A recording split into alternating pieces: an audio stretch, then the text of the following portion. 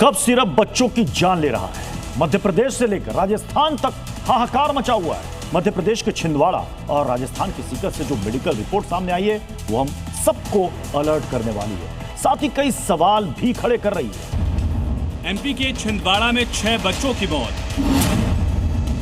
राजस्थान के सीकर में 1 बच्चे की मौत की वजह कफ सिरप। छिंदवाड़ा में खांसी का सिरप पीने के बाद 6 बच्चों की किडनी फेल हो गई। बच्चों की जान नहीं बचाई जा सकी। ऐसा ही कुछ राजस्थान के सीकर में हुआ। सीकर में भी एक बच्चा सिरप पीने से मौत का शिकार बन गया। दवा की बिक्री पर रोक लगा दी गई है। सैंपल को जांच के लिए भेजा गया। केंद्र और राज्य स्तर की एजेंसियां जांच में जुटी हैं, लेकिन सवाल फिर से वही है, आखिर ये सब अनर्थ हुआ कैसे? 7 नौनिहाल कैसे काल के गाल में समा गए? इसके लिए कौन जिम्मेदार है? कहां गलती हुई है? छिंदवाड़ा जिले के परासिया और आसपास के क्षेत्रों में पिछले 25 दिनों से एक के बाद एक बच्चों की मौत हो रही है। जिन बच्चों की मौत हुई उनकी उम्र 1 से 13 वर्ष के बीच है। पहला मामला 7 सितंबर को न्यूटन निवासी 5 वर्षीय अदनान खान का सामने आया। अदनान को तेज बुखार, उल्टी और पेशाब रुकने की शिकायत के बाद अस्पताल में भर्ती किया गया, जहां किडनी फेल होने से उसकी मौत हो गई। इसके बाद दीघाबानी, परासिया और उमरेठ में भी इसी तरह के लक्षणों के बाद बच्चों की मौत के मामले सामने आए। प्रशासन ने शुरुआत में पानी और चूहों के सैंपल जांच के लिए भेजे, लेकिन रिपोर्ट नेगेटिव आई। अब कलेक्टर ने कोलरिफ और नेक्स्ट्रो डीएस सिरप पर रोक लगा दी है। मेडिकल स्टोर्स को भी कह दिया गया कि बच्चों को इस कॉम्बिनेशन के सिरप न दें। अभिभावकों से कहा गया कि कोई भी मेडिकल परेशानी हो तो तुरंत सरकारी अस्पताल में ले आएं। स्थिति में जो हमारा क्षेत्र में टीमें हैं, हेल्थ डिपार्टमेंट की आरआरटी टीमें लगातार सर्वेलेंस कर रही हैं। पूरा एसडीएम और उनकी टीम लगी हुई है ताकि आगे इस तरह के कोई केस ना आए। कुछ एडवाइज़री भी कल की मीटिंग के बाद जो डॉक्टरों की सलाह थी जारी की गई है, क्योंकि बच्चों की जान सबसे महत्वपूर्ण है। उसको ध्यान में रखते हुए एडवाइज़री जारी की गई है कि ये प्रिकॉशंस अभी बरती जाएँ। वहीं राजस्थान के बयाना में 3 भाई बहनों ने खांसी का सिरप पी लिया। तीनों की तबीयत बिगड़ गई। इसमें एक की जान नहीं बचाई जा सकी। कहा गया कि दवा लेते ही उल्टी हुई, बच्चा बेहोश हो गया, उसे होश नहीं आया। सिरप स्थानीय सरकारी डिस्पेंसरी से ही लिया गया था। बच्चे को उल्टी हुआ था, ये को नहीं हुआ था, सम्राट को।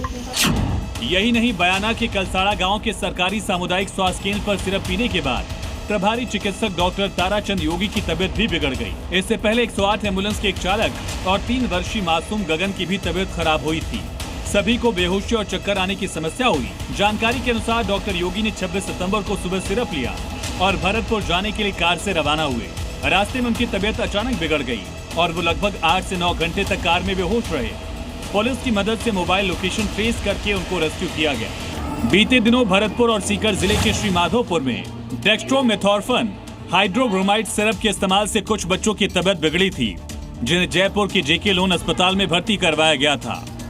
हालांकि इन बच्चों को इलाज के बाद अस्पताल से डिस्चार्ज कर दिया गया है। इसी सोमवार सुबह भी जयपुर के एक निजी अस्पताल में एक 2 साल की बच्ची को भर्ती किया गया था और इस बच्ची को भी डेक्स्ट्रोमेथॉर्फन हाइड्रोब्रोमाइड दी गई थी। ये खांसी की दवा सरकारी अस्पतालों में सप्लाई की जाती है। चिकित्सा विभाग ने फिलहाल इस दवा के बैच को होल्ड कर दिया है। मैंने 12-1 बजे इसको खांसी की दवाई और बुखार की दवाई देके सुलाई थी। मैंने 2 ml दी थी। उसके बाद मैंने 3 या 4 बजे मेरा टाइम फिक्स है उठाने का, भाई इसको दूध पिलाऊंगी। तो दूध पिलाने के लिए उठाए तो ये उठ ही नहीं रही थी, बेहोशी की हालत में पड़ी थी। फिर मैंने अपने चाचा जी को बताया ये बात, तो चाचा जी ने बताया तो फिर चाचा जी लेके हॉस्पिटल में आए हम सब। हेल्थ एक्सपर्ट का कहना है कि लोग मेडिकल की दुकान से सीधे कफ सिरप लेने से बचें। कॉफ सिरप या एंटीबायोटिक जो हम खांसी के लिए यूज़ कर लेते हैं मेडिकल स्टोर से लेके, वो हम अंडर डॉक्टर सुपरविजन ही लें, डॉक्टर प्रेस्क्राइब करे तभी उसका हम सेवन करें, क्योंकि हर खांसी का जो होता है कॉज अलग होता है। तो एक ही तरह का कॉफ सिरप या एंटीबायोटिक से उसका इलाज भी एक्चुअली नहीं होता। इसी बीच गंभीर लापरवाही भी सामने आई। ड्रग कंट्रोल विभाग राजस्थान का कहना है कि डिटेल जांच रिपोर्ट आने में 5 से 6 दिन लगेंगे, लेकिन शुरुआती जांच में पता चला कि जो खांसी की दवा बच्चों को पिलाई गई वो सिर्फ एडल्ट लोगों के इलाज में ही काम में आती है और जितने भी बच्चे दवा को लेने के बाद बीमार हुए उनकी उम्र 4 साल से कम है। लेकिन दूसरी तरफ भरतपुर के जिस सरकारी अस्पताल में बच्चों को ये दवा दी गई, वहाँ के डॉक्टर ने भी इस दवा का उपयोग किया और उसके बाद उनकी भी तबीयत बिगड़ गई। फिलहाल डेक्स्ट्रोमेथोर्फन हाइड्रोब्रोमाइड सिरप की पूरी सप्लाई पर रोक लगा दी गई। ब्यूरो रिपोर्ट, जी मीडिया।